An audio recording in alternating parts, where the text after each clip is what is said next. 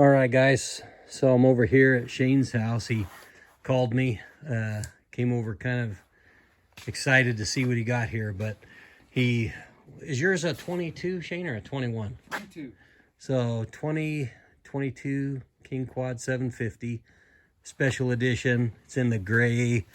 It's got those really cool looking black aluminum mag wheels. Anyway, it's a cool bike. He's done quite a bit on it. He's already got some Heat Demon grips that he put on. I'm ordering some. He's been pleased with his. I'm going to order some and we'll do an install on those too. But so he's got the Heat Demon grips. He's upgraded his tires. They're stock size though, right? Stock size. All around. So he's got 25/8 12s in the front, 25/10 12s in the back. But these are the Maxxis Bighorn, the original one. I have the 2.0s on mine.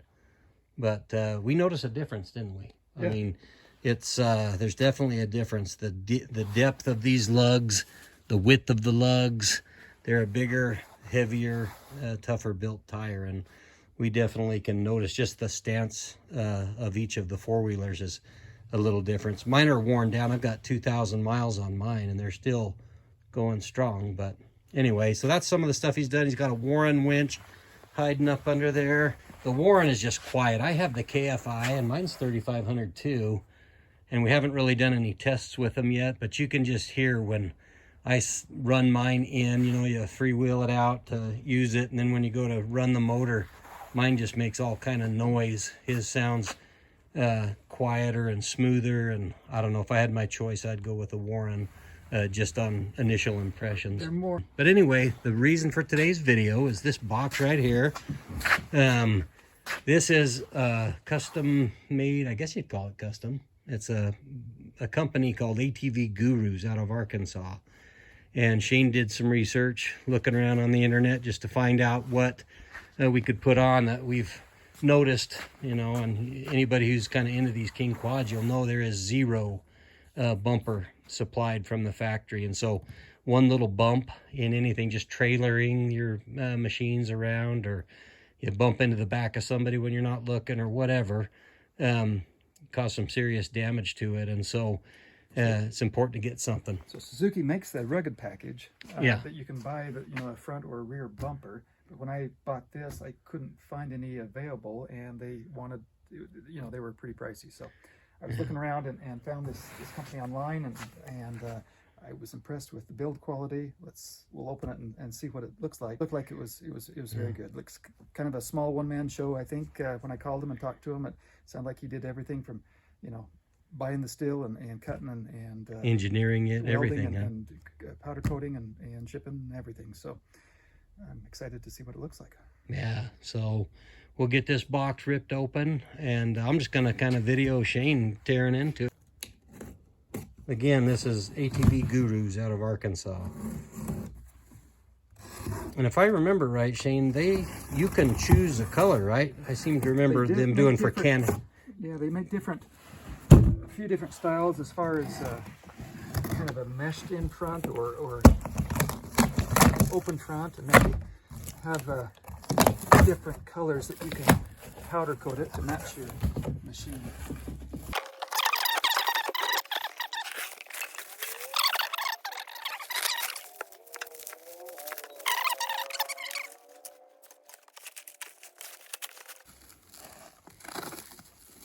I wonder what those are. Those yellow little marks on there, purposeful.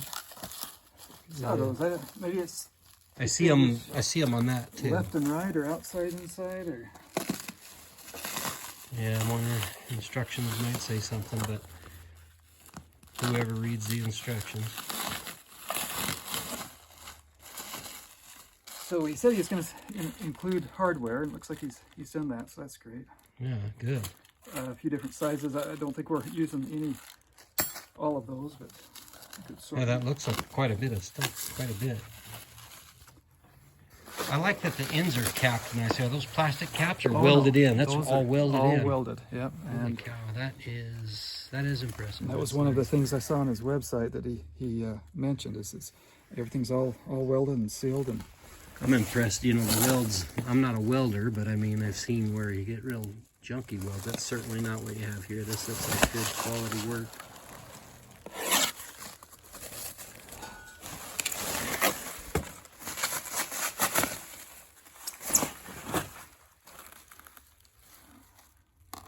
Shane was mentioning they have some with that mesh guard up front. I guess you might want that if you're doing a lot of actual off-road, busting through brush and stuff, trying to do game retrieval, or if you're able to ride in our neck of the woods out here, you're not really supposed to be off of any road.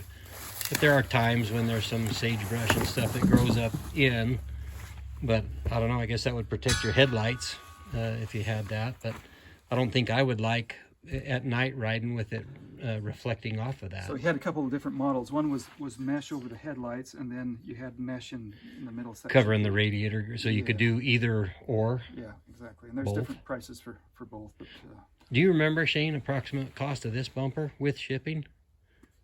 I think it was about $220 for the bumper, and then if you wanted the extra colors, that was an additional cost, and then shipping was on top of that. So it just depends upon where you live. Yeah. live. But I want to say for us in Idaho, it was about $250.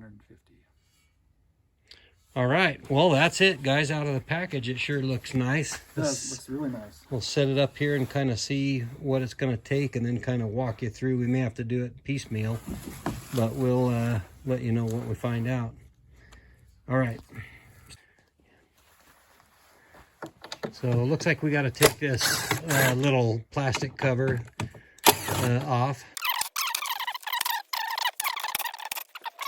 Yeah, he's probably smarter. I'd drop it. There we go.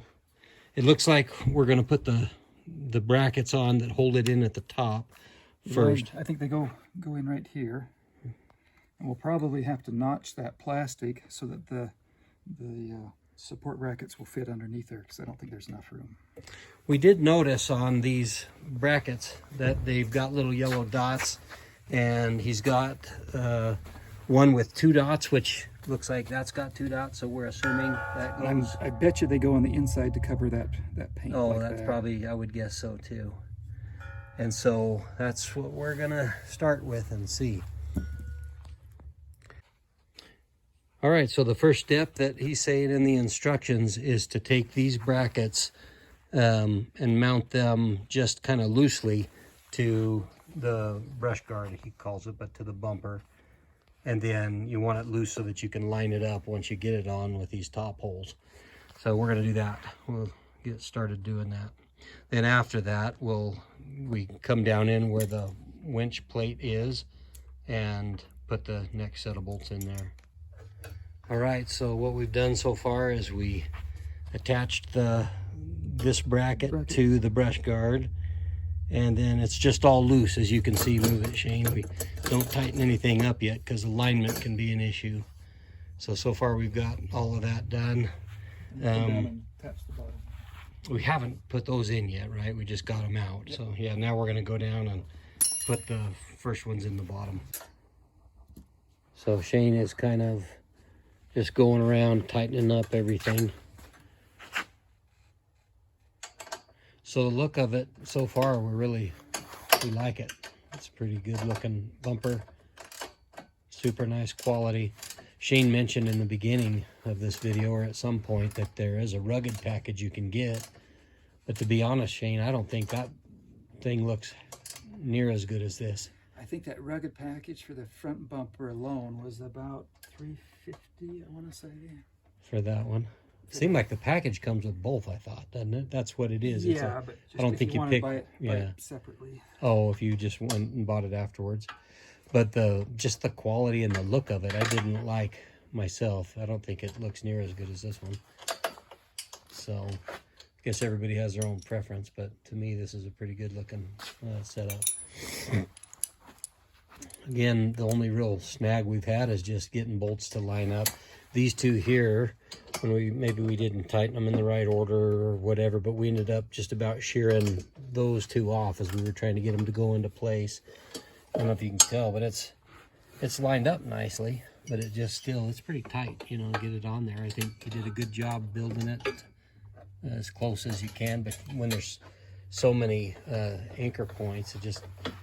You can't get it perfect. So it took a little bit of finesse, but we got it on there. We ended up using some shorter bolts that Shane pulled out of the bracket for the winch that was in there already. We just used those there, same diameter, same bolt, just a little bit shorter, but there was still plenty of meat to get the nut and washer on and everything. So again, now the biggest challenge is we're gonna lay this plastic rack up here in a bit and see what we got to do to be able to get it back on. I really don't know how you do that. You got, I guess, a couple options. It looks like almost a specialty screw, Shane, that has a, look at these bolts or screws, whatever you want to call them. This is the bolt that you use to mount that plastic rack to the metal rack. So I was thinking one thing, you could shim this up with something and then put longer bolts in, but with this type of bolt, looks like it's kind of unique. So it might be better to cut the rack out. We'll have to see. So we think we know what we're doing. We just kind of eyeballed where the outside edges of that nut are, and Shane's gonna hollow this out a little bit.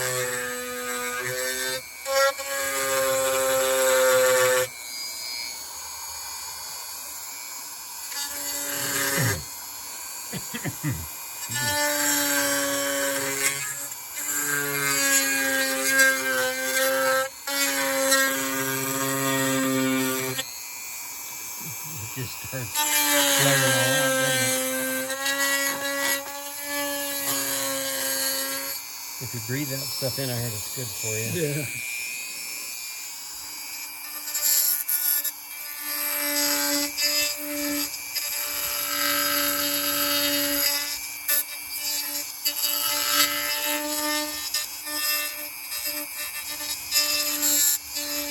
I have to go to the dentist tomorrow. You're giving me nightmares.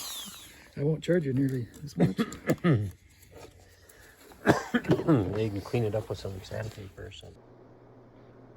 Well, we had to keep at it for a little while, trimming a little bit out each time, putting it back up and rechecking it. But finally, we got it just right where we trimmed enough plastic for the bolts to clear. There's other models that have the mesh built in, I think in these two sections, and then another option is to get it over here, and then different colors are also available. But yeah, super impressed with the quality. End caps are all welded. There's no plastic on it anywhere. These are a couple of weep holes you saw, Aaron. I think maybe right there. Yeah, I felt it on this one. There's one right in the center, and then that down one right there. The one thing we thought, he specifies to put, or at least we interpreted his instructions to mean putting these heads, the bolt head to the inside, and we did that. We don't really see that it would matter too much. The one thing Shane was wondering is if he should have shot that with a little spray paint first for just aesthetics, make it so you don't see those bolts shining as much. But if you're going to do those and you got all these other ones too, I guess you could touch them up that way. But anyway, yeah, if you're looking for a bumper, Call John. Yeah, call John at ATV Guru. So shout out to him. He's got a website. He's got a Facebook page. I saw more different projects that he's worked on Facebook, and some nice photos there of his work. So check that out too. Yeah, we'll drop a link in the description. So, all right, guys. Well, thanks for watching. So the next day, Shane ended up deciding to go ahead and touch those bolts up with a little bit of black paint. Pulled the rack off and shot some black paint on there so that it looks good. But here in the daylight, you can get a better look at it. Looks really nice. And again, overall, we're just super pleased with this bumper. I'll definitely be getting one soon.